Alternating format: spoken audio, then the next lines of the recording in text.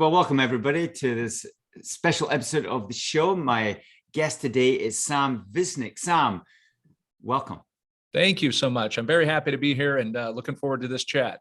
Okay, so Sam is a massage therapist who does things and thinks things slightly different from what he was trained to do a few years ago. So it's great to have you on and to dive into these deeper issues of how do we find solutions? How do you find solutions, Sam, for your patients and clients with chronic pain? So I'll just put the floor over to you and tell us a little bit about your background and how you got to this point in your career.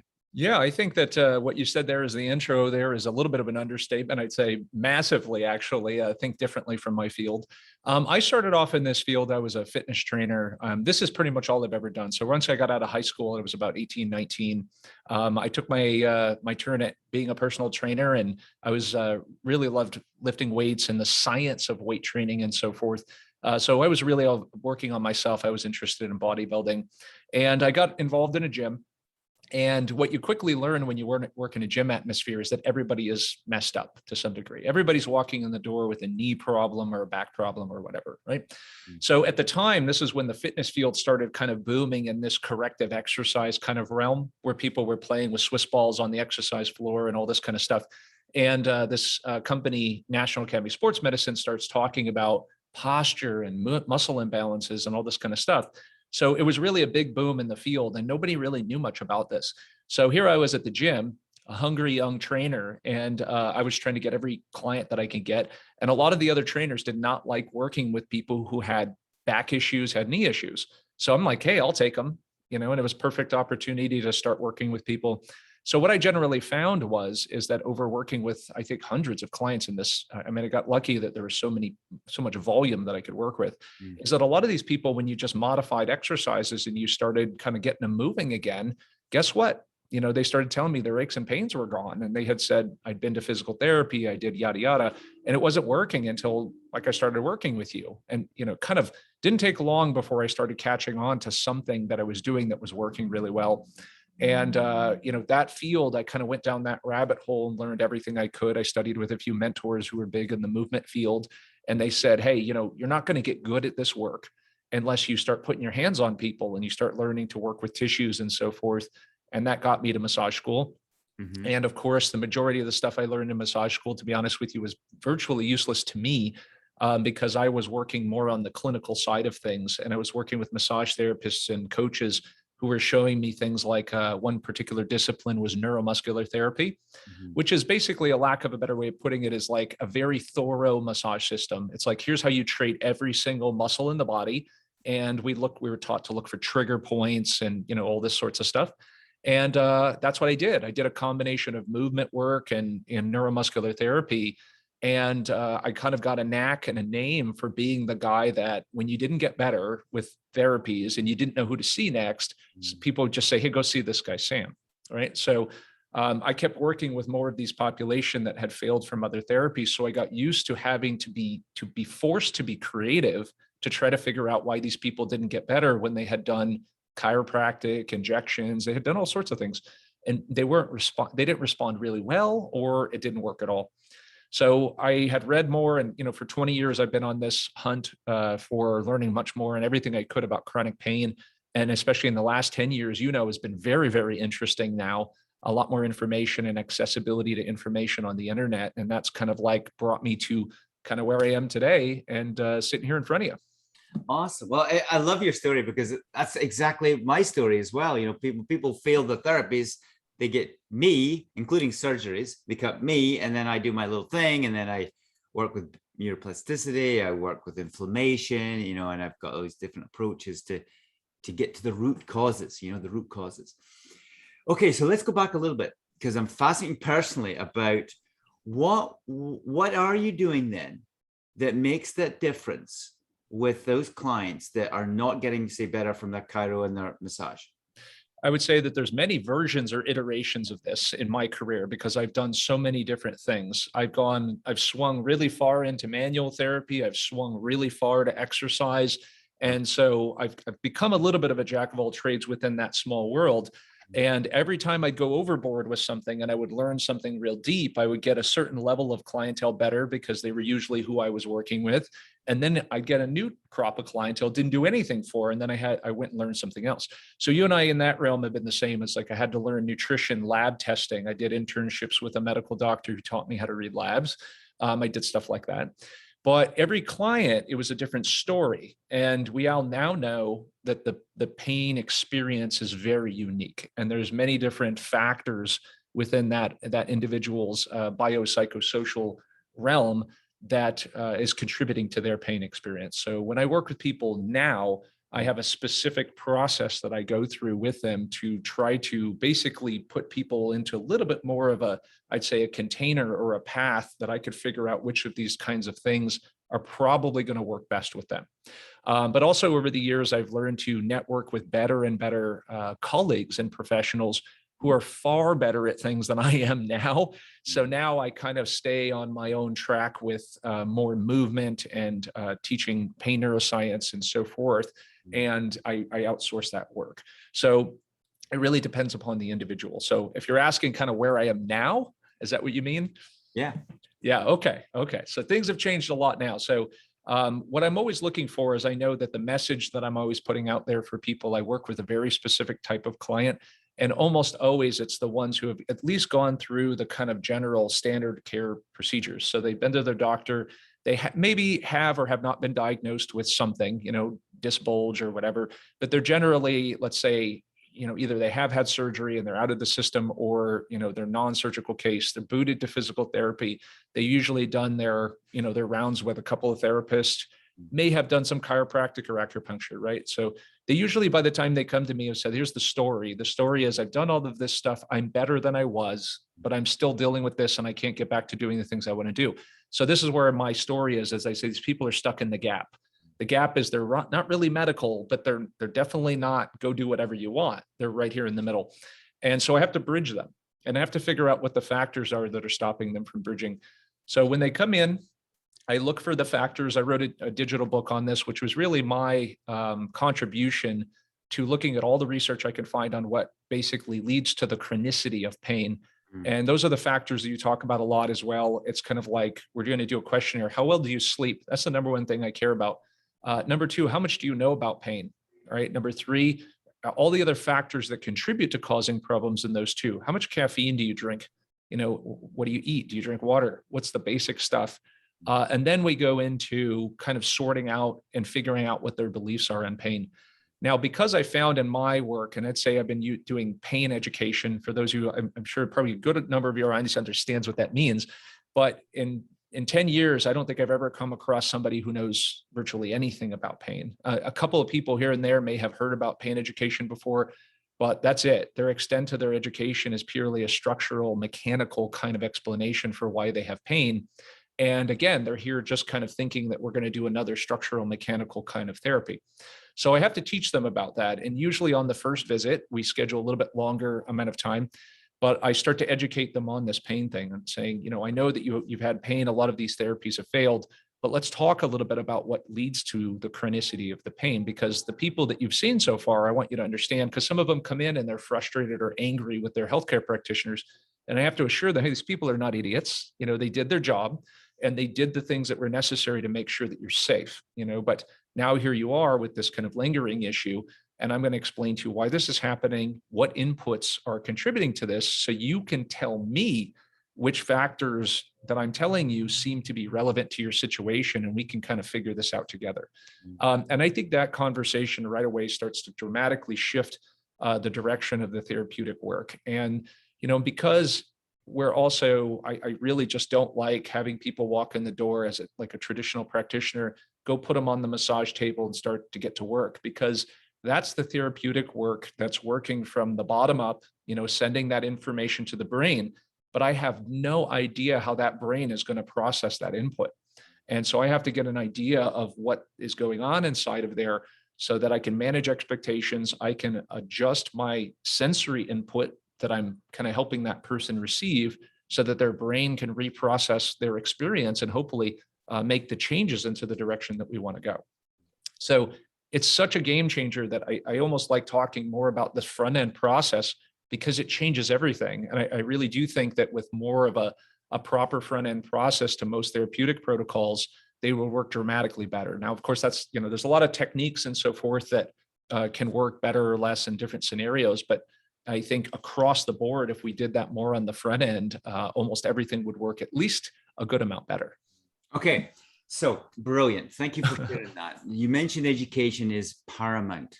Yes. Lifting that veil of fear and ignorance around, well, what the hell's going on in their life, with all this therapies, and they're not better.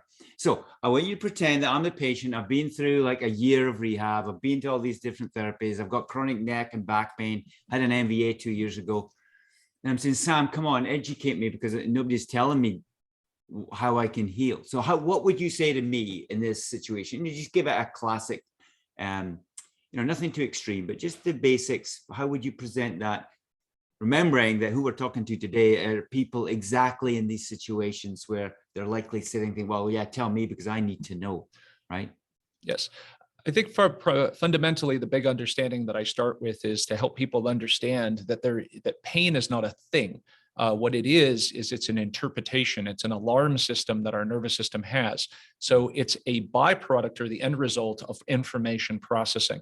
So what I tell people is you don't have any pain fibers in your body that we know of. What we have is you have we have nerve fibers that send information, and that information, generally speaking, is neutral.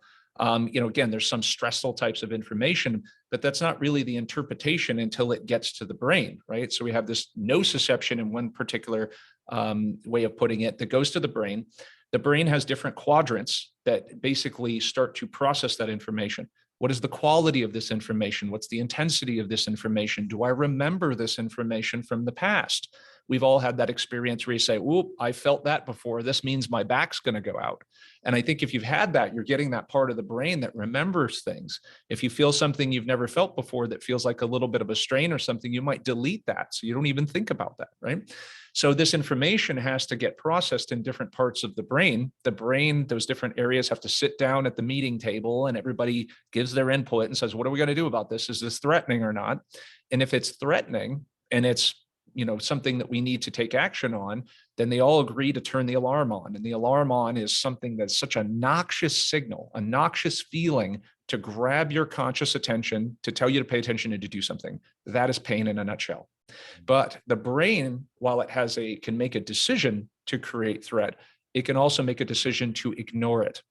And that's the question. And from there, we would talk about scenarios where we've always seen those CNN stories where some construction worker goes into the emergency room with a nail in his head, and he's completely, what's going on? He has no idea what's happening, but yet there's clear tissue damage going on in an acute manner. He doesn't even feel it. I talk with people about those references saying, have you ever had a huge bruise that you found on your body? And you didn't, what? I don't remember this. There was damage. Why didn't the alarm go off? Because at the time, your brain perceived that information to not be relevant. So we can choose, at the subconscious level in our brain, choose to experience things or not as threatening. The real question is, what we want to determine for you throughout the course of this work together is to understand how your brain is interpreting that information and get it to stop doing that and to start doing something else. So in that regard, this is a behavioral change program. And how we do that is through lots of different modalities. I'm a massage therapist, so I'm going to use hands-on techniques. I'm also do a lot of exercise work, because unless you're going to strap me on and take you home so I can massage you 24/7, there's going to be some things that you need to be able to do yourself. And the more you can help yourself, the more in between these visits, you can start to break that behavioral pattern, send lots of safety information to your brain, and we can start getting your brain to do something different and reinterpret and evaluate the situation in a way that's more productive in terms of getting you back to your life. Brilliant. Absolutely brilliant. Because we need to reprogram the brain with safety as the fundamental physiological belief. Yes. And that some people will resist pain education because they could see them kind of sitting there like, why is this relevant? And then I show them a picture, Adrian Lau's book for, therapeutic neuroscience education. He had that piece in there. It was really great. And I have a slide of it where I show the MRI of the brain. There's a woman with chronic low back pain. They had her lay in an MRI, scanned her brain, looked at the brain activity, and there was a lot of quadrants lit up. Then what they had her do is to move around in a way that agitated her back. Then they rescanned her MRI. It was lit all over the place. Mhm. Then took her out, did about 20 minutes of pain education, teaching her this stuff in probably a very limited way, put her back in the MRI machine, and guess what happened? You see that brain nice and quiet. Okay. So always reminding people that education itself is therapeutic. So you will literally, not only when you just left brain logic understand things, but when you start to let that information permeate your awareness and you start to evaluate your experiences differently, it literally changes things. And so that's before we even get to the stuff on the table. And one of the things I like to talk about a lot is chiropractic, because I have a lot of people who've been to chiropractic before. So it's an easy thing. I say, hey, the first time you went there, and the standard, not all chiropractors do this, but telling you, hey, your back is out and we're going to put it back in. And I'm like, I don't know about you, but that sounds terrifying. Like backs just pop out. And what happens if you miss when you try to put it back in again? And they're just like, I'm like, what did you feel when you did that? And they're like, I don't know. I was kind of weirded out by it. I'm like, it's terrifying, right? So that raises some degree of threat. And the only reason why you were going to go along with this is because your friend told you that it was good or you had good reviews, right? So there was a mix of emotions. But what if they had told you that what they were doing to your back was like this? Couple of, how's that feel? And they go, well, that's no big deal. They go, I'm going to do that to your back. And it's going to feel good. It's going to cause a change in these things called mechanoreceptors and all this kind of stuff. It would be less threatening. So then when you lay on the table and you receive the therapy, would you be more relaxed if you knew what was going on? And they said, well, yeah, that's what we want to do. We want to keep lowering that alarm system so that you feel less and less threatened by movement, by therapies and so forth that are safe. And that's just a perfect example of the more the less threatened you feel, the less the alarm is going to fire, and the better response you're going to get from those therapies, even if the therapy is exactly the same. Mm. Yeah. So people are listening today and thinking, okay, this is great, Sam. What are kind of resources? I know you've mentioned your ebook, but resources that are really good and simple, maybe websites that you've come across that would be really helpful for our audience to learn this, because they're probably on their own looking for answers, and nobody's, no professionals actually pointed them in the right direction. So what's your recommendation for that? Yeah, I think, I've found a couple of YouTube videos, and I have them, we'll probably, stick them in the show notes and whatever, but that have these nice kind of cartoon drawings that talk about pain and what's actually going on. And it gives you a nice visual representation of what's occurring. I think those are fantastic. There's a lot of pain education lectures online. They're very long. I don't think most people are going to sit through 90 minutes of Dr. Mosley talking about pain neuroscience. But if you want to, you can go with that as well. I also have a pain neuroscience lecture that I will give, like a short lecture. I think it's about 35 minutes on a video that I can add as well. But simple stuff, just going through. And I feel like sometimes it's just mind blowing having 15, 20 minutes of this for the average person who suffers from chronic pain, because that's the reason why my book is called what it is like, why didn't my doctor tell me that? Because I have a number of doctors that I work with and they go to sit in conferences and so forth, and they know all this. It's just a matter of the communication that's, because of time. And, I'm sure, all of those other things that go on there. They're like, wow, I wish I would have known this, because this seems very, but it's also overwhelming. So small amounts at a time, learn a little bit, think about it in terms of how it is showing up in your experience of your pain, and then learn a little bit more. It's not something that necessarily you have to just have your head explode and read 5 books on this all at once, because it's hard to process all of that, especially if you've been in pain for a long time. That's a lot of things swirling around to try to understand.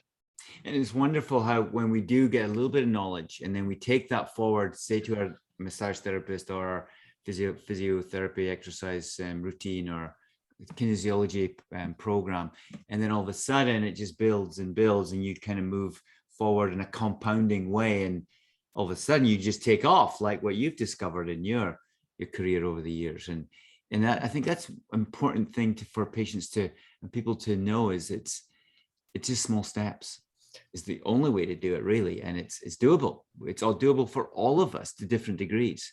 So that's anything more to say with that? Because that really is your baby, as people head off into this therapeutic world with new education.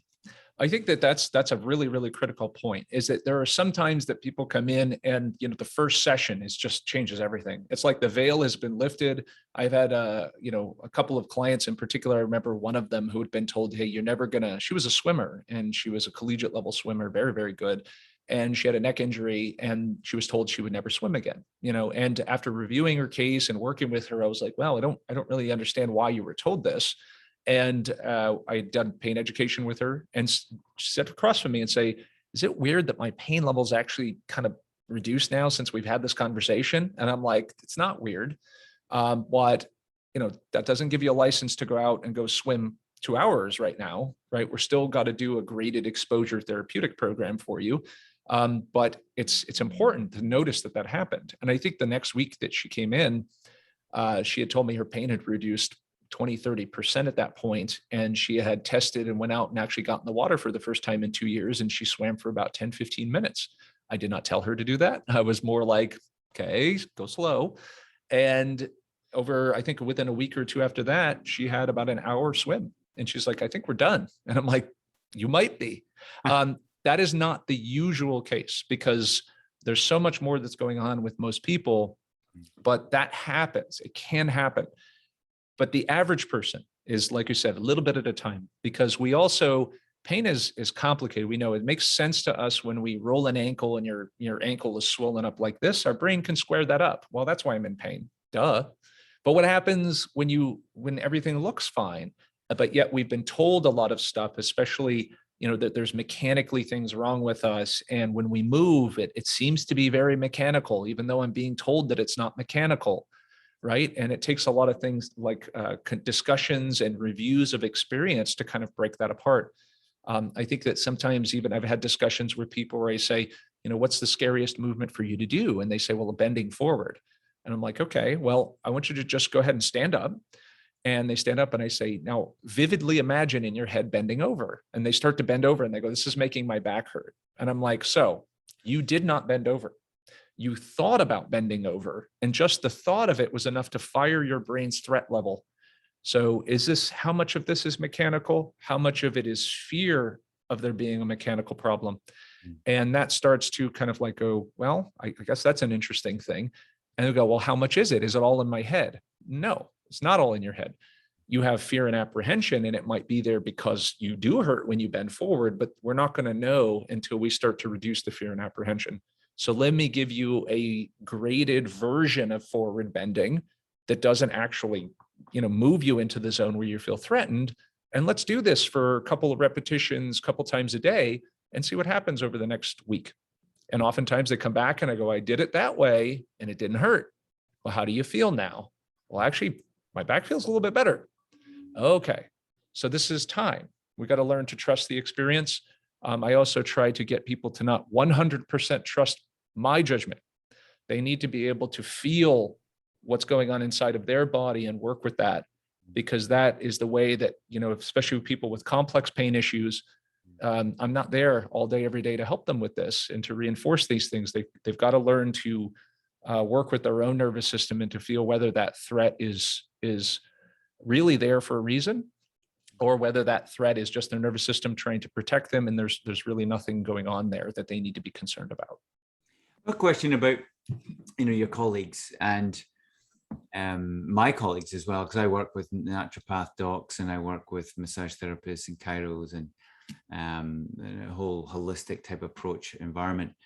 And I'm just thinking, you know, in the future, the way surely is for us all to be of knowledge of this, and then in our own little way to be integrating and helping our patients deal with fear, and, you know, some tips on this and that, that's maybe not in the pure training, say, of a massage therapist, but they're self-learning. And my question is, how would you recommend, say, a massage therapist listening to this, who's, you know, watched a few of those videos by Lorimer Mosley or other, you know, Howard Schubiner's got a few out right now. It's great too, from Michigan. But they've watched a few of this, and they, you know, how do they integrate that so that their clients can move forward? I think that there, first of all, is the challenge in most of these fields is, from my perception, is there's a tremendous amount of resistance right from the get-go. because this is just so unfamiliar. And because most schools of thought have really, people feel comfortable with what they have been taught to do. And this operates kind of outside of that. And especially when there's a lot of reinforcement of certain techniques, especially in my world, it's a lot of about biomechanics, and when you challenge that with saying, this is what's really going on, and that person might be spending a lot of time and energy and personal investment into things like excessivizing about posture and muscle imbalances and so forth, they don't know quite how to square all of that up. And that becomes a challenge for them to try to integrate this. I noticed this a lot early on in my field when I finished, when I did massage school and I was taking neuromuscular therapy courses at the same time. There were a lot of colleagues of mine who were sitting in these courses with me doing neuromuscular therapy. This is very thorough work, very great work for people who haven't had very thorough massage work done, who have chronic pain. And yet when I'd follow up with them, most of these therapists had not gone toward the direction of doing neuromuscular therapy. Even though they took the courses, they were still doing, spa-based treatments and massages. And they had a real hard time graduating into this because they couldn't hold the space there. And, to me, I said, just stop doing those other kinds of massages and start operating in the way that, you want to operate. If you think that neuromuscular therapy is the thing that's going to help people, then that's what you do with your practice. And so I think that kind of leap oftentimes has to happen with things like the neuroscience education work, which is when you kind of take this on, you're like, how is this going to look in my practice? How am I going to implement this? And I think that's really hard to imagine sometimes without some degree of mentorship and working with somebody who's already doing that, because it was hard for me to imagine this before I started teaching. I was like, how do I teach people pain neuroscience on a first visit? How does this work? And I kind of fumbled around a little bit, but I listened to some other practitioners, followed people that were actually helping me, saying, this is what I do on session 1, this is what I do on session 2, and kind of trying to do that. But I think I'm a type where I've learned something, I just start implementing it. I'm a little bit quicker to that. I realize not everybody else does that. But you have to get a mentor to say who's actually doing this in practice and follow through with that. I think it's very possible for massage therapists to kind of start altering their language with their clients, at least. It doesn't have to change what they're actually doing. They could be doing all their massage techniques, but it's the way that they're speaking to people and being aware of what they're reinforcing in terms of beliefs and what they're trying to help move people toward that can be a little bit more empowering. Yeah, and I can relate to that a lot, because as I jumped off the family practice bandwagon about 5 years ago, and I was just purely doing trigger point injections and CBT or ACT, just different brain approaches to pain. And then I fell into this world of inflammation and food and supplementation, and then cold water therapy and nasal breathing and the Buteyko breathing method, which I came across. And I just, like you, just integrated it and start doing it. You don't really know what you're doing to begin with, but one case and then the next, and before you know it, you've got a little system, and you've done it once, you can do it again, and it just keeps evolving. So then I think there needs to be that willingness to step out into the uncharted waters to an extent, but also getting a mentor is really important. And books and authors that you follow are pioneering. A lot of people have done it for years and years and years, and they just write it down in books. You're not going to hear this in the medical literature, but you're going to read it in books. That's for sure. Jumping forward with that is really important. It's messy stuff. I mean, it's not like, and that's kind of been one of the things that, and my wife is a clinical nutritionist, and she's probably the most experienced person I've ever come across now in the nutrition field, just by the volume of patients that she sees. And her specialty is gastrointestinal problems. So, and inflammation. So you start having these discussions with her over time, and she's taking a lot of this biopsychosocial information and translating this into nutrition practice has transformed everything for her.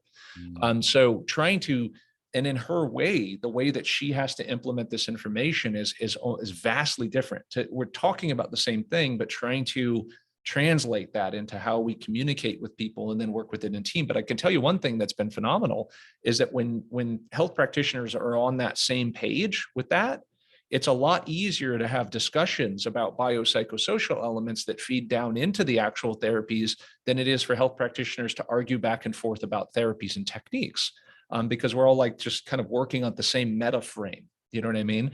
And not sure exactly where I was going with that, but just essentially just the idea of taking this framework and kind of starting to do more integration and bringing things together versus what the fields tend to do, which is to create more separation, right? Which we're doing different things, and now these factions have to fight against each other because their therapy or techniques are right and the others are wrong, rather than kind of looking at everything. And that's what I'm far more interested in. Like, you see all these different therapeutic techniques, and they always work sometimes. But the question is, what is amongst all of those techniques that when they are successful, what are the common elements? And we look at those things as the research shows, like therapeutic alliance is so important, dramatically influences the quality of the therapeutic work, building the relationship with your health practitioner. And those are the things that seemingly seem to get missed along the way, right? Those are the things that are valuable and that we need to focus on as well. And that, for me, when I was taught that, those were game changers for me, and highlighted some of my weaknesses and the things that I needed to do a better job at. But again, it didn't get to that point on my own. I had to learn that from other people, read lots of books, and I wish the road had been a little bit faster. I had connected with people who kind of had already done this a little quicker, but eventually I'm getting there closer and closer.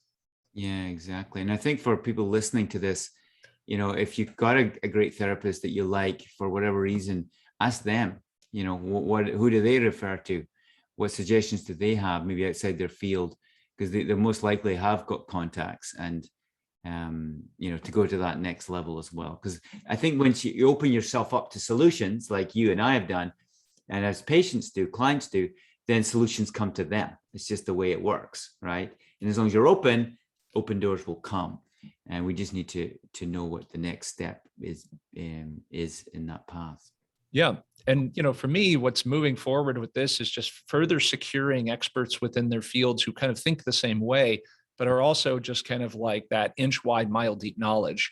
Working with people who's like, who is the top person on sleep? Who's the top person on orthotics? And that person might go, why are you, I don't know what you're doing over here. And I'm like, hey, don't worry about it. I'll quarterback this situation. And then, I'll send the client to you for this and send them back when they're done. And I'll take them to the next person, and all in the hopes of just continuing to work toward and get that person the kind of elements that they need in order to complete their total health picture. And so that's always the challenge in the work, is just trying to find, and I moved to a new area here. I'm in Temecula, California. I was in Santa Monica, where there's tremendous amounts of health practitioners of all sorts. And here's a little bit more challenging, but virtual visits and all of that stuff has made everything so great too. They give access to great practitioners, they're a phone call away. And as long as you don't need manual therapy, at least the consultations are good and help you set you forward in the right direction so that you can find somebody locally and you can ask good questions of that practitioner to get the services and stuff that you need. Mm-hmm. Exactly. Yeah. Okay, just to wrap this up, any final thing you would love to share? Just maybe a story or an inspiration for people that are going, well, that's great for you guys because you seem to know what you're talking about, but I'm struggling back here and the back and beyond. Any comments for them?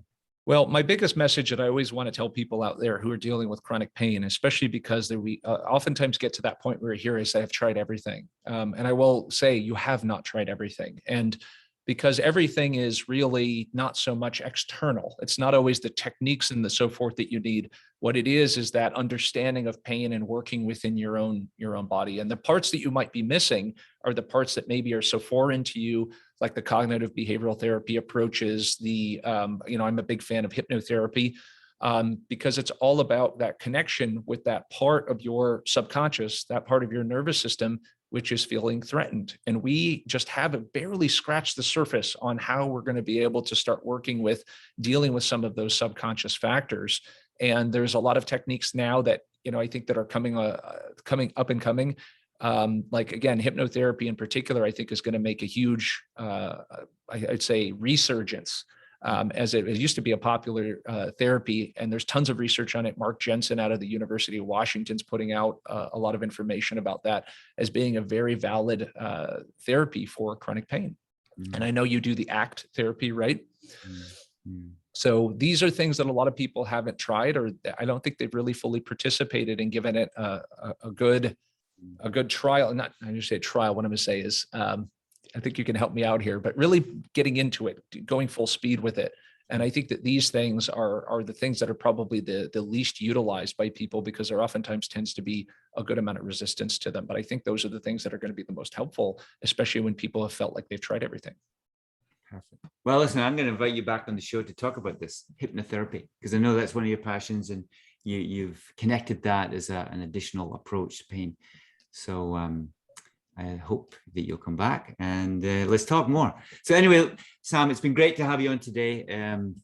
Thank you so much, and well done, and congratulations for what you are up to in your life, and you know how you're just heart, soul, and strength moving forward with the whole point of educating the masses as well as helping heal the masses from their pain. So well done. Thank you. And thank you so much for doing what you do. I mean, you know, so we're all on the same page with this and trying to move this message forward. I feel like we're pushing the rock or the ball up the hill here. And at some point, it's going to be mainstream. We'll be able to help so many more people, but we're still kind of at the early stage of this. And of course, thanks for all your listeners for tuning into this too, and just kind of being a part of this. Thanks so much, Sam. Thank you.